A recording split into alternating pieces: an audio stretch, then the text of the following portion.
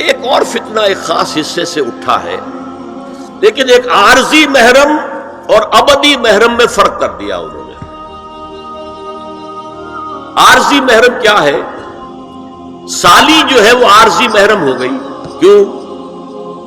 کہ جب تک اس کی بہن زندہ ہے جو آپ کی نکاح میں ہے، آپ کی شادی سالی سے تو نہیں ہو سکتی، تو جس سے شادی نہیں ہو سکتی وہ محرم ہو گیا، تو یہ عارضی محرم ہے۔ ہاں اگر آپ کی زوجہ فوت ہو جائے تو پھر نکاح ہو سکتا ہے، یہ عارضی اس وجہ سے ہے، پھر وہ نامحرم ہو جائے گا۔ اس اعتبار سے یہ ایک فتنہ ہے جو اس دور میں اٹھا ہے۔ محرم کوئی عارضی نہیں ہوتا، محرم وہی ہے جو ابدی محرم۔ دیکھیے دیور جبکہ اس کا شوہر ابھی زندہ ہو تو دیور سے پردہ کرے گی کہ نہیں؟ شادی تو نہیں ہو سکتی۔ ہاں بھائی مر جائے تو شادی ہو سکتی، اس کو انہوں نے کہہ دیا یہ عارضی محرم۔ اسی طریقے سے بھابھی جبکہ بھائی ابھی زندہ ہے، پردہ نہیں، وہ شادی نہیں ہو سکتی، بھائی فوت ہو جائے شادی ہو سکتی، عارضی ہو۔ یہ بالکل غلط ہے، بہت بڑا فتنہ ہے۔ محرم وہی ہے کہ جو ابدی محرم ہے، محرم ہے کہ اس پر حرام ہے اس میں نکاح ہونا ہر حالت کے اندر۔ اور جہاں تک یہ رشتے ہیں باریک، سالی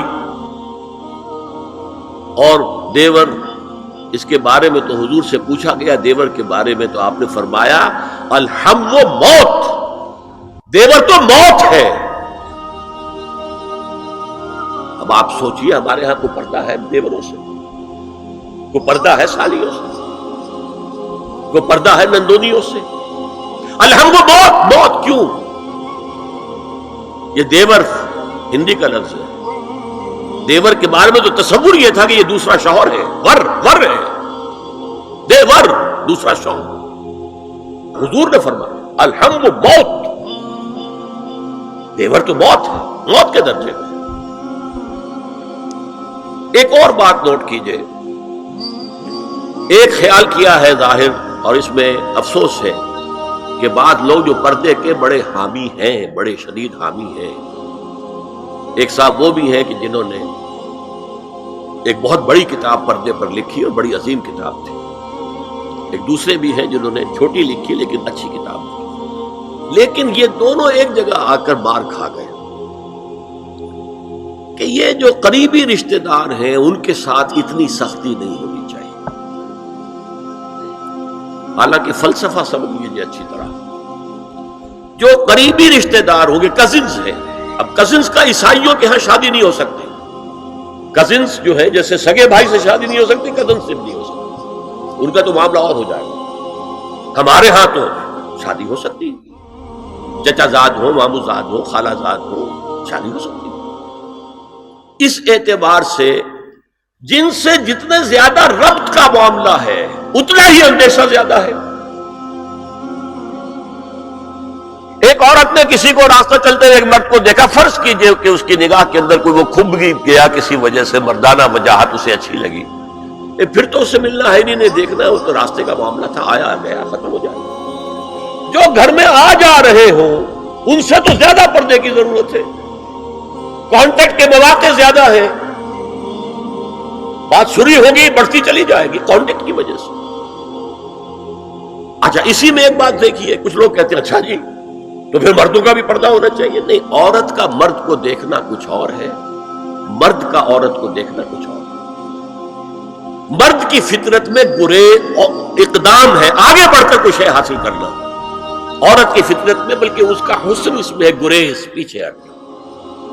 زیادہ پردہ عورت کے لیے، مرد کے لیے نہیں۔ لیکن اگر کسی مرد سے رابطے کا معاملہ زیادہ ہونے کا امکان ہو تو نابینا سے بھی پردہ ہے۔ وہ میں آپ کو حضرت ام سلمہ اور حضرت میمونہ نبی صلی اللہ علیہ وسلم کے پاس بیٹھی تھی، اتنے میں حضرت ابن ام مکتوم آ گئے۔ نبی صلی اللہ علیہ وسلم نے ان دونوں سے فرمایا احتجبا منہ، ان سے پردہ کرو۔ ازواج نے عرض کیا یا رسول اللہ الیس اعمی لا یبصرنا ولا یعرفنا، حضور کیا یہ اندھے نہیں ہے؟ یہ نہ ہمیں دیکھ رہے ہیں نہ ہمیں پہچانتے ہیں. فرمایا افعمغایان انتما، کیا تم دونوں بھی اندھی ہو؟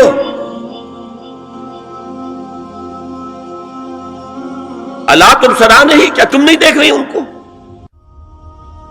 حضرت ام سلمہ تصریح کرتی ہیں ذالک بعد ان امر بالحجاب، یہ جب حجاب کا حکم آ گیا تھا تب حضور نے پھر یہ حکم دیا. اس کی وجہ کیا تھی؟ حضرت عبداللہ ابن مکتوم کا گھر میں آنا جانا تھا، تو اگرچہ اندھے ہیں لیکن یہ کہ یہ بار بار کا آنا جانا اس سے فتنے کا ایک دروازہ کھل سکتا ہے، اس دروازے کو بند کر دیا گیا. حضرت عائشہ کے پاس ایک نابینا آیا تو انہوں نے اس سے پردہ کیا. کہا گیا کہ آپ اس سے پردہ کیوں کرتی ہیں، یہ تو آپ کو نہیں دیکھ سکتا. جواب میں حضرت ام المومنین نے فرمایا لاکنی انظر الیہ، میں تو اسے دیکھ رہی ہوں نا. عورت مرد کو دیکھے، البتہ یہ کہ عام حالات میں آپ بازار میں چل رہے ہیں، عورت جا رہی ہے، کوئی باہر نکلنا پڑا ہے، تو اس حالت میں اگر وہ مرد کو دیکھتی ہے تو اس میں در حقیقت وہ فتنہ نہیں ہے کہ جو گھر میں آنے جانے والے لوگوں کو ہے. تو جو یہ کزنز ہیں، جو قریبی رشتہ دار ہیں، جن کا آنا جانا زیادہ ہے، ان سے زیادہ سخت پردہ ہونا چاہیے بنسبت اجنبیوں کے، کہ اجنبیوں سے آج اگر کوئی دیکھ بھال ہوئی ہے تو اس کے بعد پتہ نہیں پھر کبھی دیکھے گا بھی کہ نہیں یا دکھے گی کہ نہیں.